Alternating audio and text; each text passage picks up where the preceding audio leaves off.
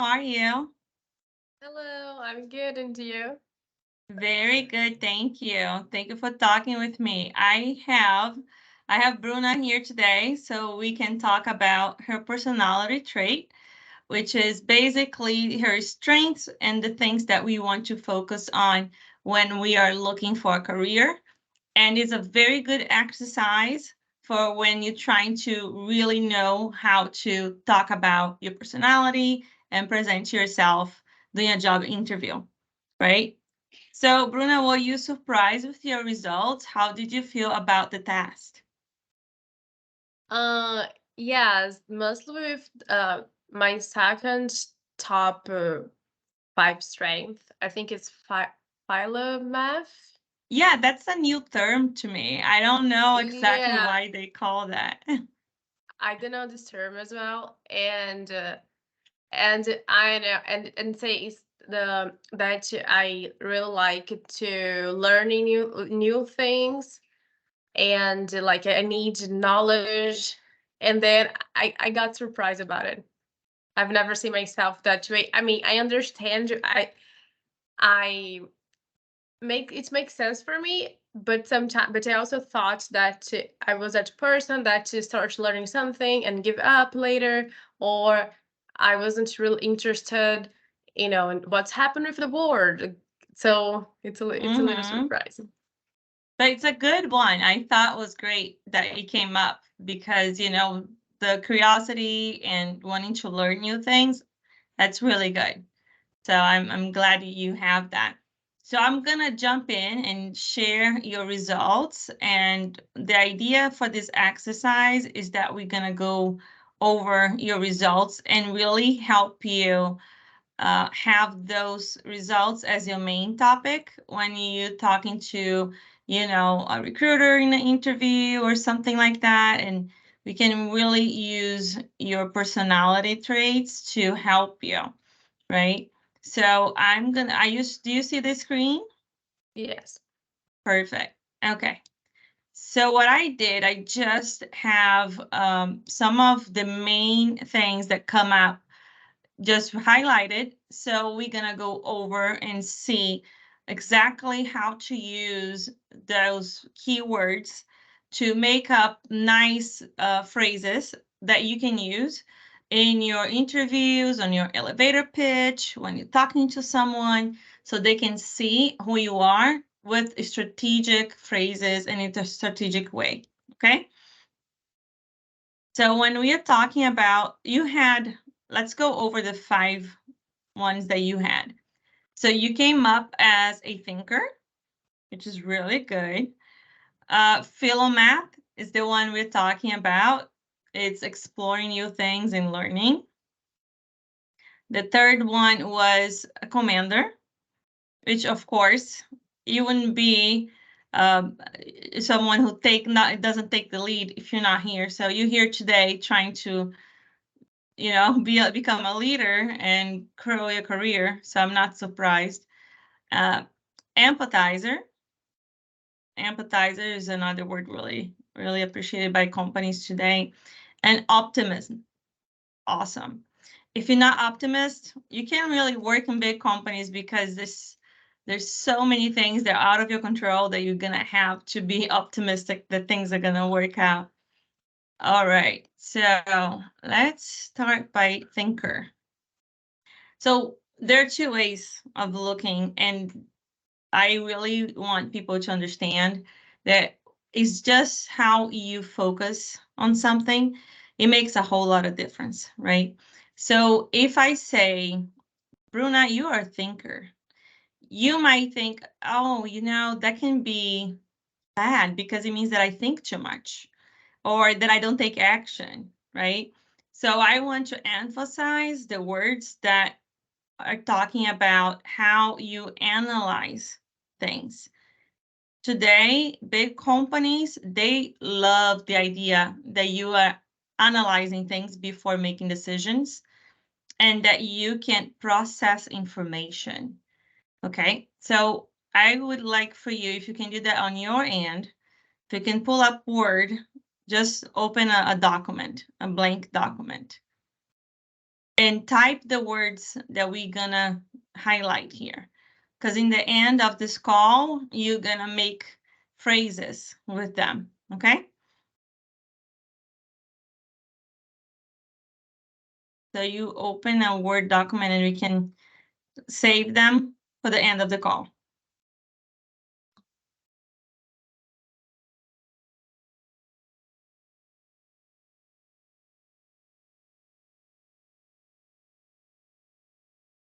So I'm gonna read the description to you, and you're gonna see how those words really pop up. So a thinker is likely categorized by a tendency to process information deeply. You analyze situations critically and approach problems with a logical and rational mindset. You may enjoy exploring complex ideas and concepts, and you have a natural curiosity and desire to understand how things work. Can you see yourself as a thinker, how you analyze things? Yes. Oh, good. I also have the bad side, that's to be an overthinker. But I have doing some data exercise, and I can see I shine a little, like I'm comfortable with. Exactly. And that's the exercise, right? We know there are both sides to the story. But when we are looking for a job and we want to present ourselves, we always need to focus on the positive. So if someone says, oh, but you know, you are a thinker, do you overthink? You should not say, well, I do. We all know that, but you should say, I don't think I overthink. I think I analyze deeply. And I have a way of processing things, and I process information. So I want you to write it down: process information, analyze, and logical and rational, which is great because if you are overthinking, you're not being logical. So you're not an overthinker. I'm a thinker. I have curiosity. I explore. I analyze everything, and I put things in a logical and rational way. So we're gonna work with those words, okay? This is really, Way. yeah, logical and rational. Another thing that's really good for us to include as well is facts and evidence. So when you are a thinker, you think about the situation, you analyze the situation, you looked at the facts, the evidence to take your decision. Okay? So something like I look at the facts, something like that. Yeah, I analyze. I analyze the facts in a logical and rational way in order to make a informative decision.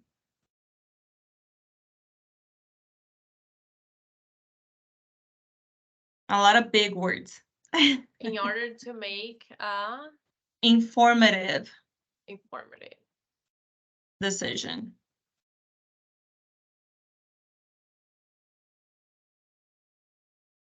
Okay. Can we move on to the next one? Yes. So our favorite word of the day. I looked this one up. Philomath. It's definitely not a common word. I know. I looked it up, and it's someone who enjoys learning. That's all it said. I'm definitely a philomath. I think learning it's the basic thing. Like, you need to learn all the time. And for example, at Microsoft, we have this growth mindset That is the basic and the most important quality that we look for in candidates. So when you're talking to someone and you're interviewing for Microsoft, if you say the word, I am the phrase, right? I am I didn't know this word, philomath, but you say, I love to learn and I am a person of growth mindset. They understand as you are someone who will take feedback, you will work on your strength, and you will be able to move from one position to another. For example, when I talk to you about big companies, oh, I want to do marketing. I would love to do marketing. I started in operations in Reno, Nevada, where nobody wanted to go, right? Because I knew that was a path to enter the company. So for this, it tells me I am a learner. I am open to learn new things. So I have a degree in marketing, but if you're telling me that you have a position in operations, perfect. It's something new for me to learn, right? And with that smile on your face, you're gonna be like, yeah, that's what I want. One thing I used to use, I remember when I was applying for school for my master degree, I had to. They also asked for soft skills, and I Yeah. think I wrote something like fast learning, because I really think I learn fast, like softwares, or I mean, in my past job, I really learned. I was like product design, and then I was an internship. They didn't really have a lot of product design projects. So I basically learned how to be a graphic designer. Then I could stay in the company. So I think I have this, and I also did like a lot of different things. So I think this, and that's adaptability. We say it, right? Like I adapt easily. and but also these things about learning, like I was learning something new, trying to list. Yeah, no, that's great. So, here we're gonna highlight the learning, the acquiring knowledge. So if you can write it down, acquiring knowledge as one of the important things to take away from this. So you have a personal growth and development goal, because that shows that you're constantly trying to grow personally, trying to develop yourself.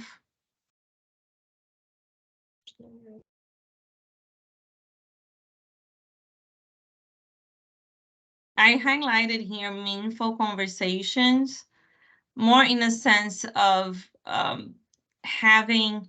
being able to talk about different things, right? So you can say, I like to acquire knowledge on different subjects in order to have meaningful conversations and achieve objectives, right? So if you are the kind of person that you can learn new things, you're going to be able to talk with the engineering team, speak their language, right? And you're going to promote your personal growth as well as the development of the team that you work with.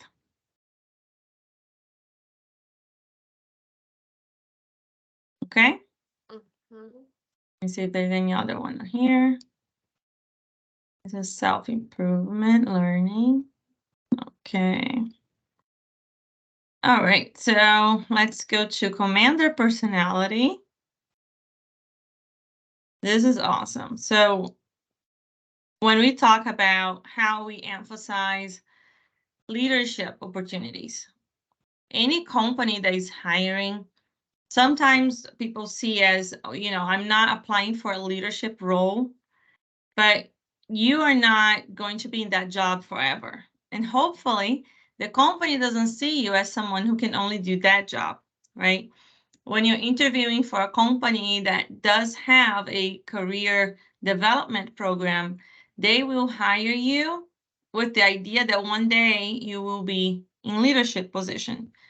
So it's important for you to show that you have that potential, right? And the commander personality trait, it means exactly that. Like, are you able to first be strategic and analytical?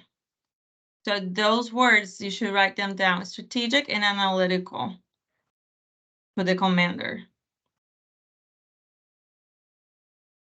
When you think about someone who is in leadership positions, they need to make quick and effective decisions. So you need to be able to analyze things strategically, think analytically,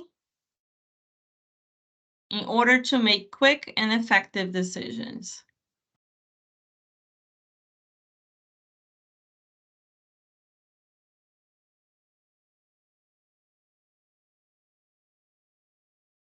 Okay.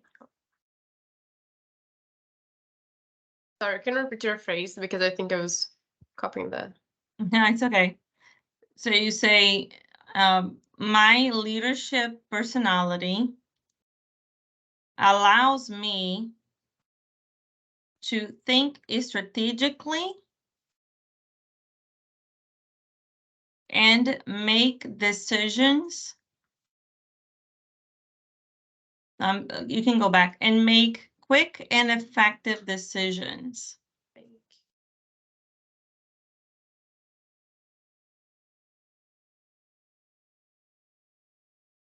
And one thing I always say, and if you look at my LinkedIn, you're gonna see the first thing I say, I solve problems. That's all I do all day. I solve problems. So I'm a problem solver who takes risk and thrive under high pressure situations.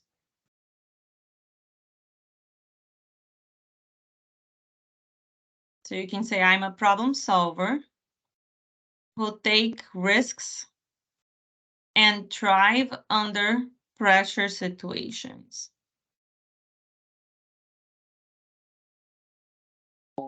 Okay. I confess it's like, is it too good to say that you take risks? It is. So it's good that you said that. If you can, I always say this, you can turn anything into good or bad. It really depends how you phrase it, right? So for example, I'm going to give you an example of an answer I gave Amazon, and they wanted to hire me because of this answer. I didn't want to go there. It was just an interview for the sake of interview. And I did tell them I was just interviewing because they wanted me to interview. I didn't take the job. Anyways, the answer I gave them was, they asked me, are you a risk taker? And I said, in my personal life, I am more of a risk taker, but in my professional life, in my career, I try to take manageable risks. So if we are talking about taking risks in my daily job, meaning overlooking things, I cannot afford that, because if I take a big risk, I'll put the company at risk. Okay, so you can say, I analyze risk in a way that I look at the scenarios. So if it's a risk that it's worth taking and I can live with the consequences, I am a risk taker. Mm-hmm. I took a big risk in my life, and they asked me, have you ever took a risk and fell? And what happened? I used a personal example instead of a career example. Because can you imagine if I told them, yeah, I took a risk with this contract and Microsoft lost $300 million. I wouldn't say that, right? So it's the way you phrase it. You could say, for example, you took a big risk coming to the United States. That's a great way to show that you are a risk taker. and you thought about the consequences of your actions. What is the risk? I risked my career in Brazil. I risked my comfortable situation in Brazil to live a life that I had no idea what was going to become. So I risked. It was worth taking. Yes, I'm doing very well. I went to school. I learned English. So what did you learn with that risk? Maybe in my case, I can even say that I took this risk of coming to the USA, but I also prepared as much I could. So I came with a good exchange program. I had a place to be, a salary, and everything was already set up. Maybe I can say that. Yeah, you should definitely say I took the risk, but it was a manageable risk with a plan, right? I had a plan. I had a fallback plan if it didn't work out. So it's just how you phrase it, right? You can, like in my example, I have a horrible risk that I took when I quit my job. And I did say to them, and I actually told them in this interview, I did a big, mistake. Like I made a big mistake. What was the biggest mistake you ever made in your life? That was the question. And I said, I quit my job to become a realtor and I went broke. In 2 years, I was completely broke living with a friend of mine. Do you regret it? I said, absolutely not. I left the job because I didn't like that job anymore. I learned something new. Today, I know everything about real estate. I got back together, I got myself back into my old job. They took me back. I became the manager. So that gives them the idea. Like I left because I was not happy, but at the same time, I learned something new. When I came back as the manager. So they can see you're a risk taker, but you know kind of what you're doing. And even if you don't, you figure it out. And then you were a problem solver as well when you recovered. Yeah, you have to, right? You're solving that problem. So we're gonna work on that. This is gonna be one of our next steps. Is gonna be to work on answers that gives real situations and how you solve them. That's very important. Yeah, but going back here, we are definitely good about saying I take risks. Just how we're gonna phrase it. Okay. So when you talk about desire for success, I highlighted this one, but we don't have to include in the same phrase. You can make a new one. And you can say, because of my strong desire for success, I put myself in situations that I need to, again, think strategically in order to achieve my goals. Something like that.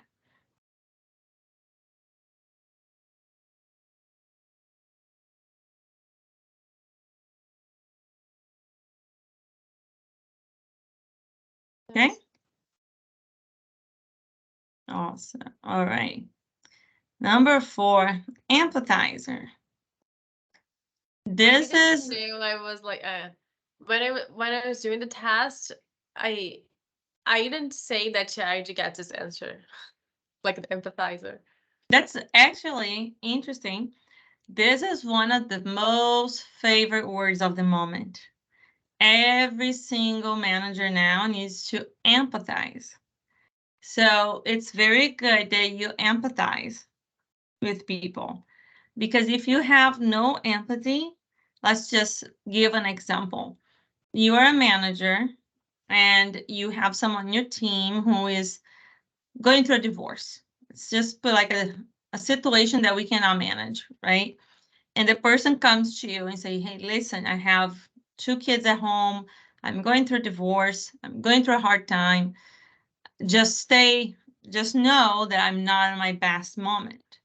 If you empathize with that person and you try your best to show that, okay, let me help you manage your workload. Let me see what I can do. Do you need some time off?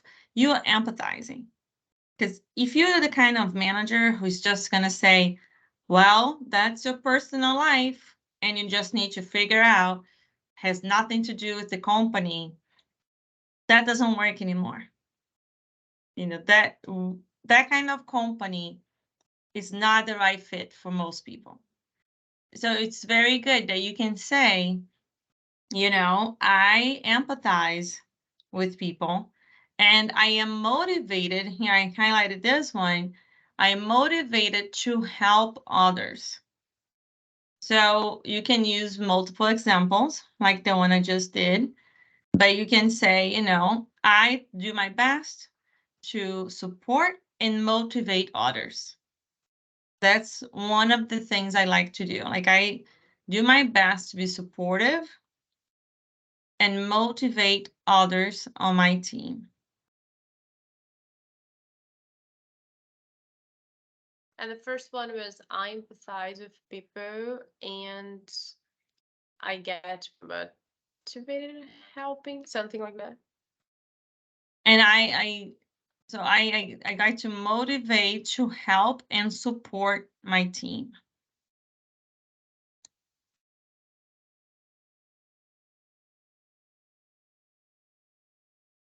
So if you ever get asked, for example, tell me one of your biggest strengths, we try to answer with short answers. You can say, I'm a great listener. You see how great listener comes up? That's a very good strength to have. You can say, I'm a great listener because I want to motivate and support my team.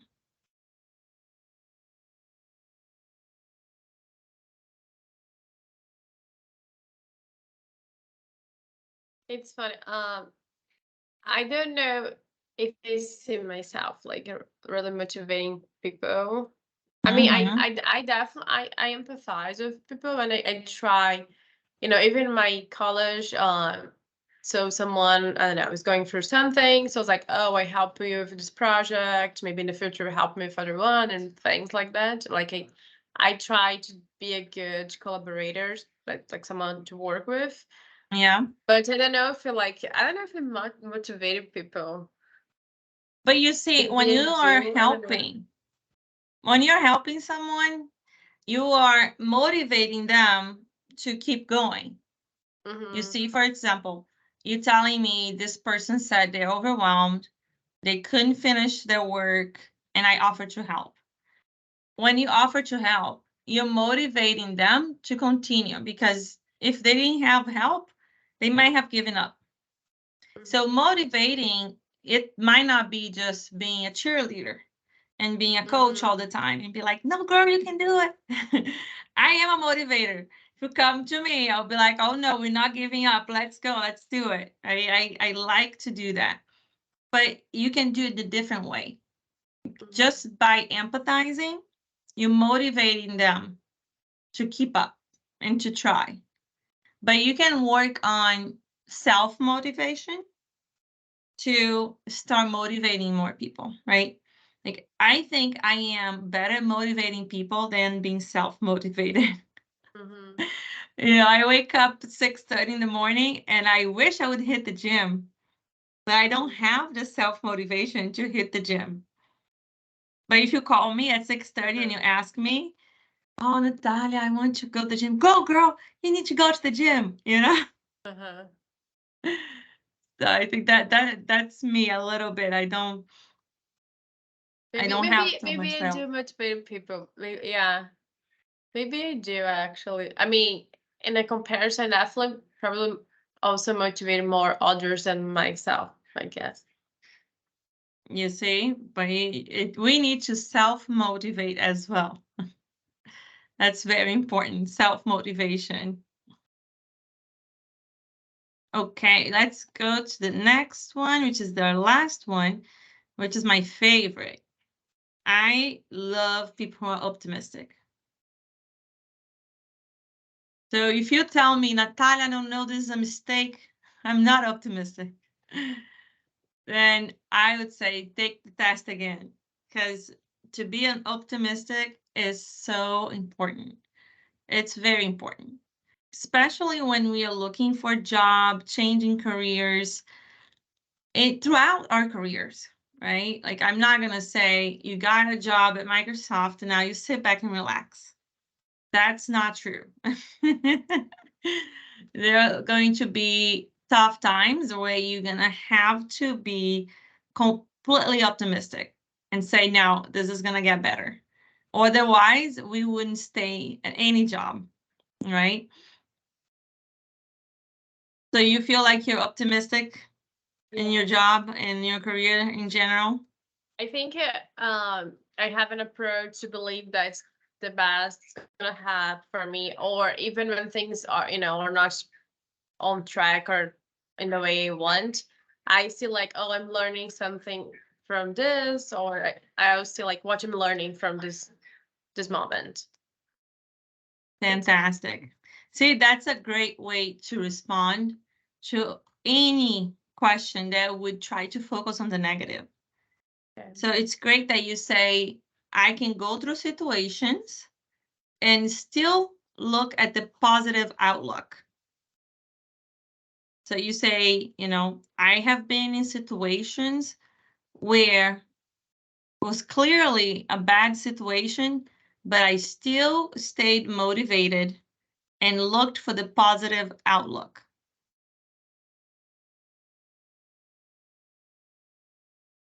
I wrote something like, I can go through the situation and still can look to the positive outcome. I can still look for a positive outlook. Okay. Okay. So it shows that you're not in the most positive situation, but you keep your mind into a positive outlook. So in the end, things are going to work out, right? That's the idea. And that shows this word is so important. So write resilience down. It shows that you are resilient. So you can say, I try to be optimistic. So I have here optimism and determination. So you can say, I try my best to stay optimistic and keep my determination. Because that shows resilience.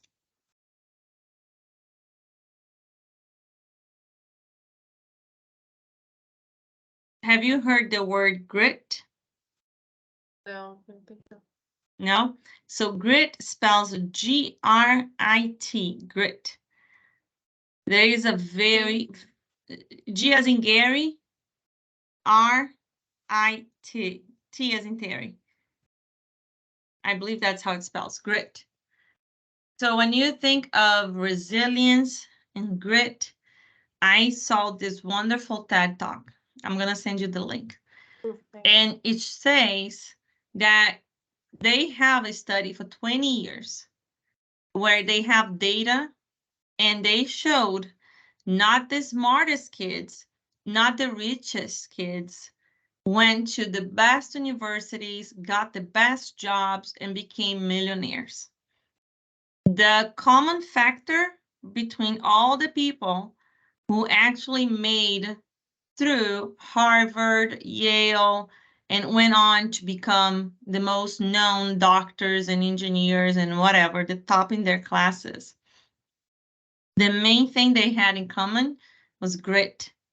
Grit is that resilience of doing whatever it takes to get the job. So you can be the smartest one, but if you're not willing to work and study as much as you have to, you might as well not do it, right? So when you're optimistic, because you're looking for things to work out for you, and at the same time, you have that enthusiastic and attitude that you have the grit. So I had a manager one time, the same manager that I left. I quit my job and I came back. She became the director and she asked me to become the manager. And someone asked her and said, how would you describe Natalia? Like, why did you hire her back? She said, I never seen someone with so much grit. And I didn't know what that meant. I started laughing. I was like, what does that mean? It's like, she does what it takes. And it's true. Like, if you are talking to someone about what differentiates you, you can definitely say, you never find someone who wants this job more than me and who's going to do a better job at making sure things get done.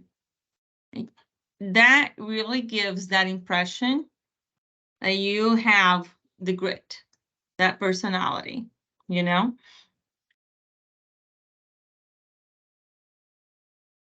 So that was a long way to say stay optimistic. Mhm. What is when you say, I say, oh, Natalia is great, and then you ask what you think it is, and then what you said, like, I do what I have to do now. What did you say? I said, you're not going to find someone who wants this job and is going to take or is going to do whatever it takes more than me. So it's to do whatever it takes. Yeah, that I am that person too. That's what you need to find out. That's where you need to see yourself in that position, right? So if you are interviewing for a company where you have a hard time seeing yourself in that company to the point of doing whatever it takes, that might not be the right job for you.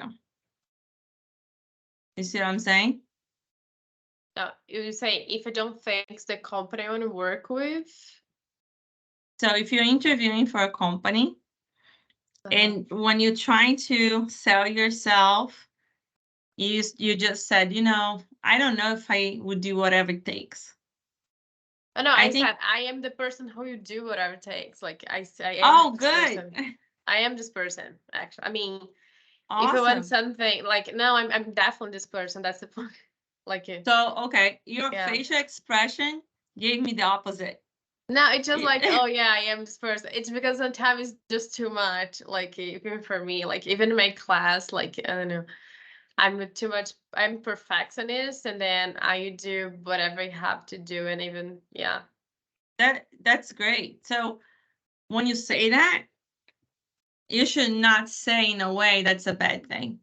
Okay. Because the way you said to me was like, oh my God, I am that person. You'd be like, wow, Natalia, I am that person right there who is going to get the job because I do whatever it takes. Like, because that really comes across as a positive thing. And it's all about the light that you put on. So put the right light on the right things. There's nothing wrong about being a perfectionist who wants to get things done, who's going to do whatever it takes. There's nothing wrong with that. Okay. I got some feedback like that as well in my old company. And then I only noticed when they told me that, like, oh, that's true. I am this person. I do. They said kind of like, oh, I know everything I give it to you to do. I know you'll do it. Like, if you don't know how to do it, you'll learn, and then you'll do it. And then I was like, oh yeah, that's. And then I started to think like, oh yeah, I am this person. Yeah, and you see, like, you take that in. We need to learn how to take compliments, right? So when someone say that to you, take that in and don't be like, oh, really? No. Mm-hmm. That is me. Yeah, that's right. And it's funny because my husband moved to the US not too long ago. And he said once, he watched me, this is so funny. He watched me do an interview for Google. I was interviewing for Google because, disclaimer, I interview all the time because I love to interview. To learn how they interview, to go through the process, I do it. I'm not leaving Microsoft because I like to stay at Microsoft, but I interview for all the other companies. So I was talking to this guy, and I felt like we're having a great connection. I'm talking to him, he's smiling on camera, I'm laughing, blah, blah, blah, everything's going great. My husband is sitting next to me because he's watching, he wants to learn. I hang up the phone, like the Google call, and I go like this, oh my God, that was exhausting. Because I literally put on, like, it's a, like, Director, right? you are Kind of. acting. Yeah, you're acting. You are not lying. You are impersonating all the good stuff that you wish you would see in someone. So if I talk to you and you said, I'm optimistic, yeah, I like to look at things in a good way, I would not look at you and be like, sure. I'm see sure what I'm on saying? that. Yeah, I see. So it's good that we're gonna practice that. Like, we're gonna continue to talk about it. Body language, we're gonna talk about how you express yourself. We're gonna go through this process of really internalizing this good feedback, and anything that you see as strength, we're gonna work on strength. Whatever is weakness, we're gonna let it there, because once you focus on the bad, you're feeding it. Nobody's perfect. We're gonna be like, oh, Natalia, sometimes I get dismotivated and I don't want to do things. Well, guess what? Everybody's like that. We're gonna go through that. Looking for a job is tough. It's not easy work, right? Looking for a good job is even harder. Like, we could walk into McDonald's today, you and me will get a job. I'll call you, be like, girl, I got the job. You'll be like, me too. So when we're looking for a corporate job, something that's going to become a career, it's going to take tough work, That's why I'm here. Good. So what do you think of the exercise? Were you able to get some good phrases that you can use? Yes. Definitely. I'm looking now the phrase again. Yes, I think sometimes it's like I know myself, but the exercise was really helpful to see. And I was actually thinking about this, like, oh, I'm gonna send to my friends, like, and it sometimes it's hard to put in words, like how talk about yourself in a simple way that synthesize everything. And so yeah, Yes. it was definitely helpful. Fantastic. Awesome. All right, Bruna, I am going to stop the recording. Okay. So we can actually have let me stop here. I'm going to stop the recording. Okay.